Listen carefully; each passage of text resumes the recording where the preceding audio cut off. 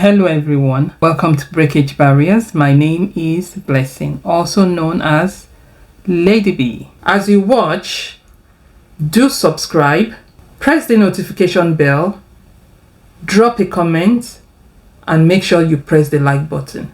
Thank you. Prejudice.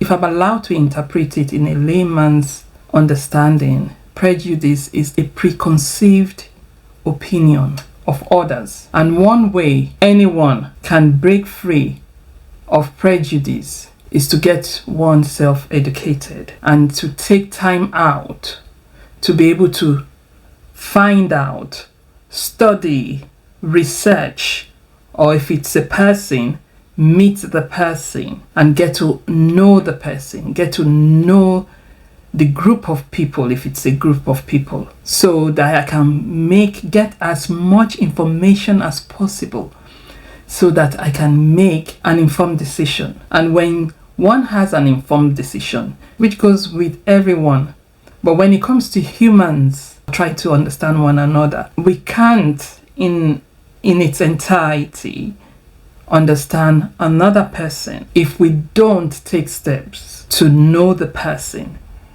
to be friends with the person, to live with the person. And oftentimes in all this that I've listed, even when you do all of this, you still cannot completely know what or who that person truly is. Why? Because we do not have access to each other's mind. The best way to be able to have access to another person's mind is by way of communication. That's why when, as humans, we are in good relationship and we have good communication with one another, then we'll be able to a certain level get to understand who the other person is, who our neighbor is, what is going through the other person's mind. But prejudice is one habit that is common to everyone. Every human being has one type of prejudice or the other. I'll give you the list of the types of prejudice: racism, sexism, ageism, classism, homophobic, nationalism, religious prejudice, and xenophobia. Out of the list of what I've given, I would like to take on 3 out of this list, which are racism, classism, and religious prejudice. I find racism to be a despicable and naive way of humans trying to understand one another or relate or not want to relate with another human being just because of the complexion. So racism is looking at another human being based on the complexion and making a conclusion of, such sect of human being as being whatever I want to classify them as.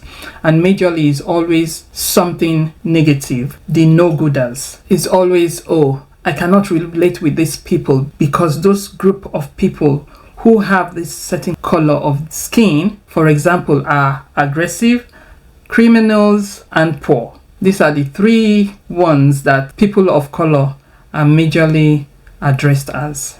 And that is a lame and uneducated way of coming to a conclusion of what a person or a group of people truly are. Can you imagine just walking on the street, being brown skin, and I come across another human being who is fair skin, and that human being at that instance, without making an extension of friendship, not having any relationship whatsoever with that person, just conclude that I am aggressive, just conclude that this or that. And so for that reason, based on the complexion of my skin, he or she does not want to relate with me. That's a lame way of getting informed, lame way of making a decision. So I know those who are racist just don't become racist in one night. It takes a process of being raised in a certain way and listening to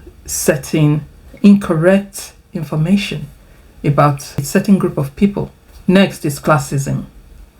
Classism could be seen as between the rich and the poor, where those who are wealthy see those who are not as lazy asses, uneducated, and dumb. And one thing, some rich people, not all, because in this platform we haven't got anything against anyone who is wealthy. So one thing some people commonly address themselves as is hardworking, and some wealthy people consider those who are not wealthy as lazy asses. Really? You just see people who are not to your own class as lazy asses? Seriously? If you don't have the arrogance in you, hard work alone cannot make anyone wealthy. It's not just being hardworking. Yes, hardworking is needed in anything we do, because those who are truly hardworking, they are the ones that really not be getting the worth of pay for labor. They work so hard, they wake up as early as possible, they are out of the house and they don't get back until late, and that cycle repeats itself every day, day in, day out. Some do 5 days a week and some do 7 days a week, and yet are not wealthy. So being wealthy does not just take hard work. It comes with being more opportuned, having different privileges, having extension of grace to you, or being lucky, as you might call it. It goes way beyond working hard.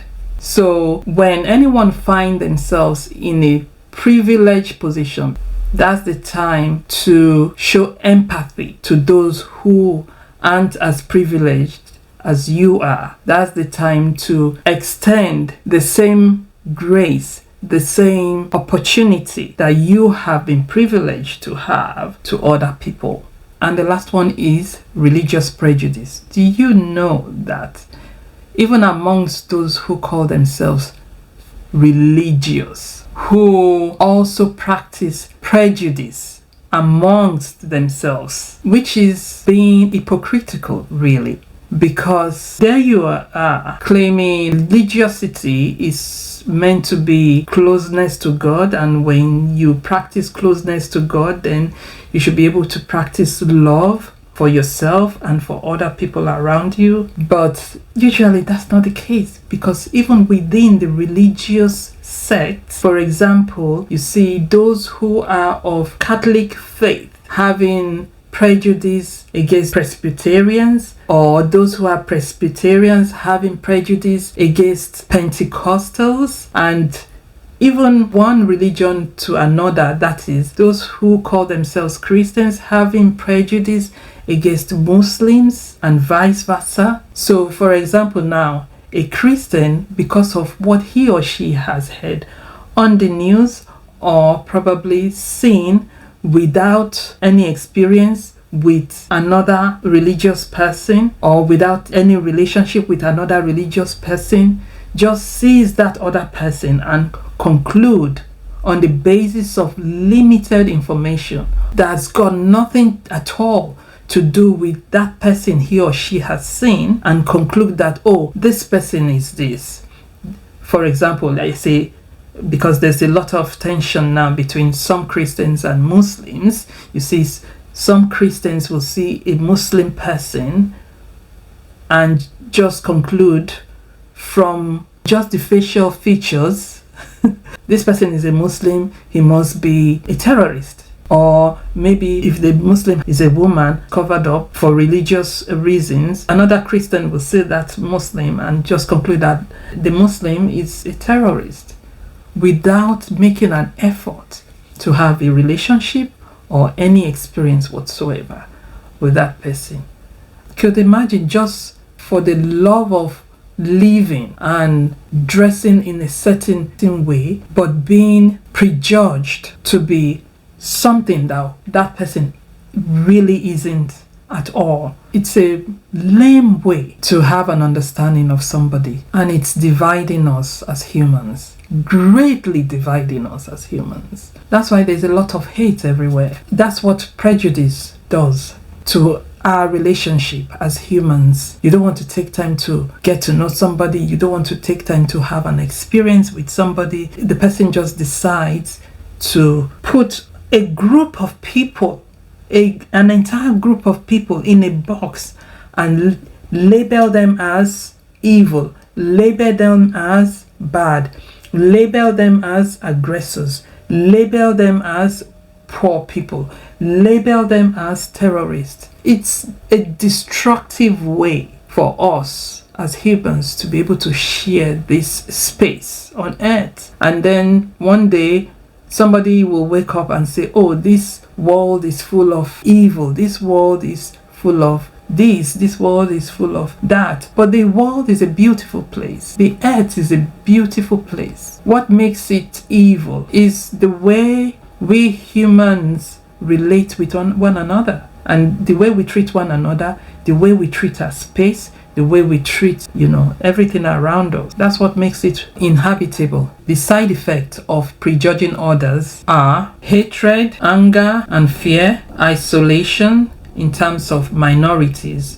So false social status affecting who they are, stigma damages self-improvement, crime, it affects people's identity, dysfunctional behavior, opportunities are less, and personal relationships damaged. So being a prejudice, if you think, oh, you're not doing any harm to anyone, you just have a preconceived opinion about that person, think again, because one's opinion of other people does affect how we end up treating the other person or other group of people, which eventually causes further harm, not just to the other person, but to the society at large, because it's going to circle round. What goes round comes round. Being a prejudice, you think, oh, you're protecting yourself because you don't want the other to mingle with you, or you don't want to mingle with the other person or group of people. The thing is, those group of people that you are prejudging or isolating are going to fight back. It's expected as humans. That's what we all do.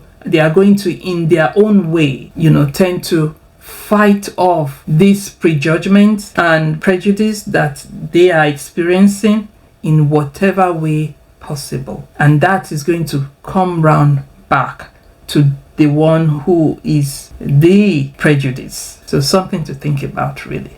With this, I say thank you very much for watching, and I'll get to see you some other time. Bye.